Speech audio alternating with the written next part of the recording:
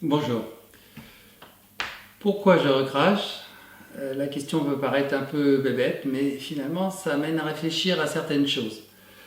L'idée, bien sûr, c'est de bien faire sentir la différence entre dégustation et consommation. Disons qu'il y a un temps pour tout. Et naturellement, lorsque je vous fais une vidéo sur un vin, je pourrais parfaitement avaler, c'est une évidence.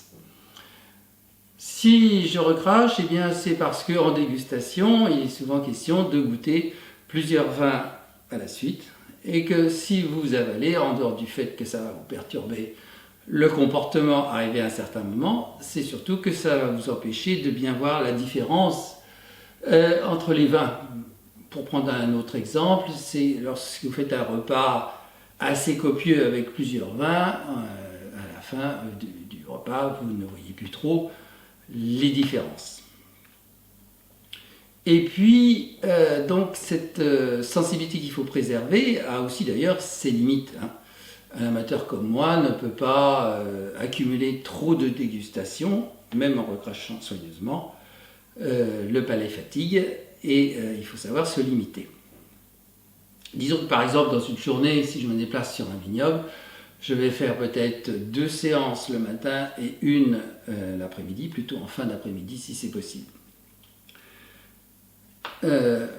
Question alcool, il faut quand même préciser une chose. C'est que quand on recrache, on avale toujours un peu. C'est un réflexe.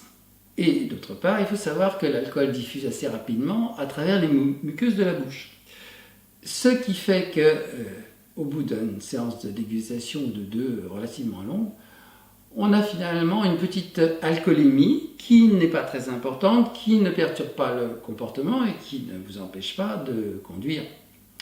Mais en fin de journée, vous accusez le coup, si l'on peut dire, à travers une sorte de fatigue assez sournoise qui est due précisément à cette petite alcoolémie qui va perdurer toute la journée.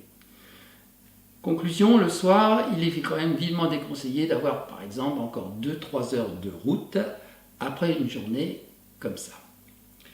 Je voudrais aussi préciser une chose importante, c'est que entre dégustation, le recrache, et puis si on avale, en réalité, avaler permet une meilleure précision sur la fin de bouche, sur la qualité des tanins si c'est un vin rouge par exemple, et surtout globalement sur la finesse.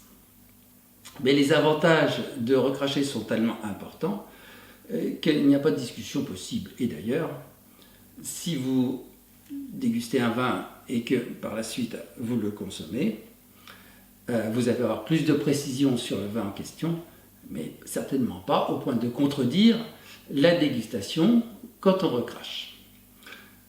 Cette sensibilité de fin de bouche, elle est due au fait qu'au moment où on déglutit, il y a une surpression dans le pharynx qui renvoie les arômes dans le nez. C'est ce qu'on appelle les arômes de fin de bouche ou la rétro-olfaction.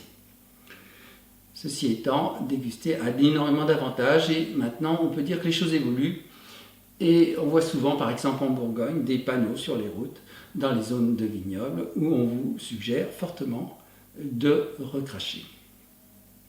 Voilà, à bientôt.